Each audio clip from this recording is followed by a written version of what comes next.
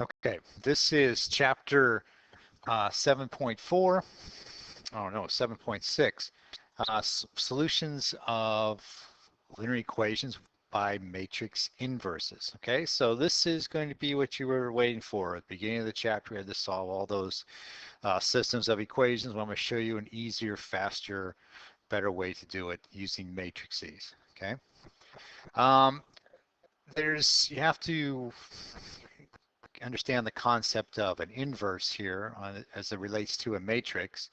And we're going to start off with that with the identity matrix is just a matrix that looks like this. It has ones kind of going across on the diagonal like this, and the rest are zeros. And what that means is when you multiply this identity matrix times another matrix, you get the same thing. It's like multiplying by 1 with matrices, okay? So they do this and they show that, yeah, okay, it equals 1. Okay, so we're not going to spend too much time on that because we don't really use that very much. And so but we do use the concept of an inverse a lot in this. And so the concept of an inverse is something like if you have a fraction like 3/4, the inverse of it is 4/3. And when you multiply those together, you get 12/12, which equals 1.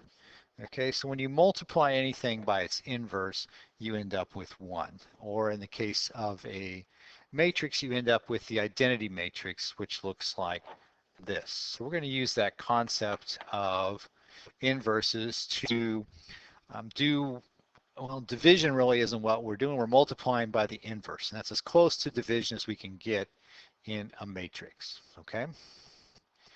So solving the systems, they get all of this and get all that. We don't need to know that. Okay, determinants, we don't need to know that. And this stuff down here, that's all what I had to do back in the day, but thanks to our calculators, I would no more ask you to do this than I'd ask you to find, the square root of 382. Okay, so it's nice exercise, I guess, but we're not going to spend too much time on it. Okay. Graphing calculator solutions. Okay, sometimes if you get an inverse of something, to get the inverse, that's where you use that. I'll show you on the calculator in just a minute how to do that. Okay, so we're going through this lesson pretty fast. This is what we were getting at.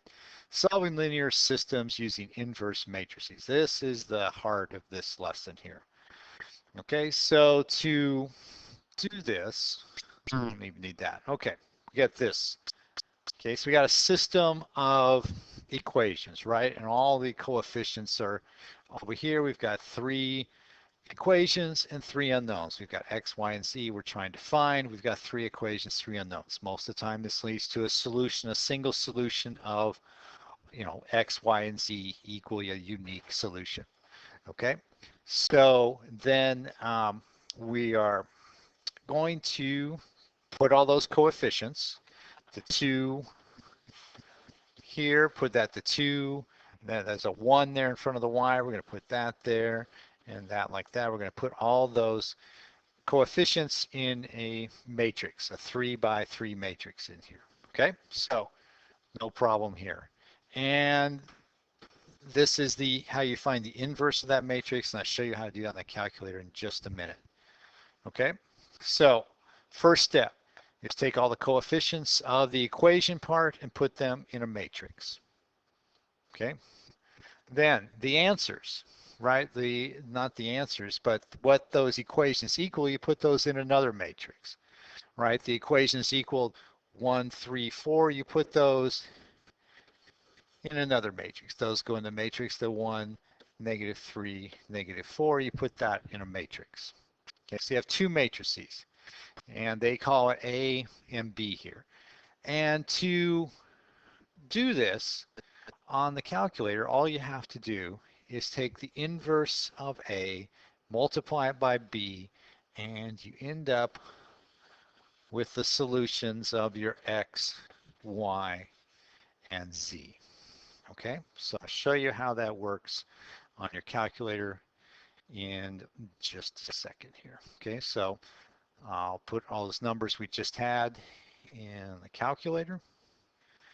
Okay, so let me get back to the slide that had the numbers on it.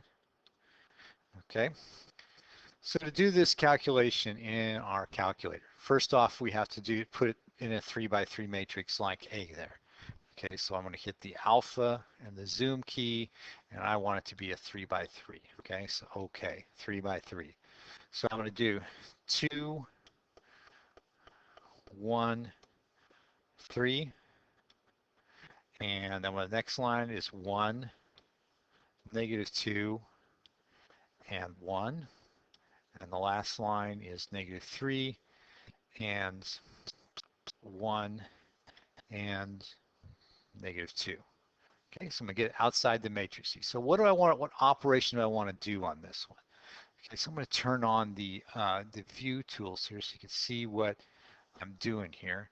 What I want to do now is take the inverse, and the inverse is this key that looks like the X with the -1 by it. It's where the matrix is. It looks, so you get that. That's you're taking the inverse of that matrix. And then we're going to multiply it times. I'm going to turn off that view so we can get back here to the other one. And we're going to multiply it times the other matrix over here. So this is a 3x1 matrix, right? So I'm going to put that in. I'm going to put in a 3, and I want to put in 1. Okay, so I'm going to put in the 3x1. It's 1, -3, and 0. No, not 0, -4, sorry. -4, okay? So I'll get on the outside of here now. So I have the inverse of that first matrix times those three equations equal. And then I just hit my little enter button here. And those are my answers. That's my X, my Y, and my Z.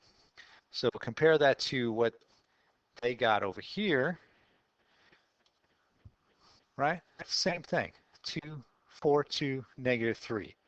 Okay, so that's the heart of this video, is setting up these. So you set it up, your equations go, the coefficients of your equations go in the first matrix, you take the inverse of that matrix, and then you multiply it by whatever those three equations are equal to.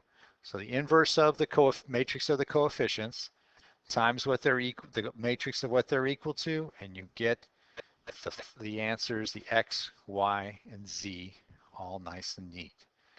Okay, so calculator, they show you that kind of the old way to do it on the old operating system, but that's it. That's the key, that's the trick, that's the going to make your life easy. So put the coefficients of the equations in one matrix, take the inverse of that matrix, and multiply it by the answers. Now, if you get an error on that and you haven't done anything, try to take the inverse of just that matrix by itself. And if that doesn't work, then the equations, then you can't, there's no solution to that equation. Do it. It's one of the equations that has, either no solutions or multiple solutions, but there's no unique answer for X, Y, and Z. Okay, so I hope this makes your life easier as far as solving systems of linear equations using a matrix. Okay, so answer the questions on the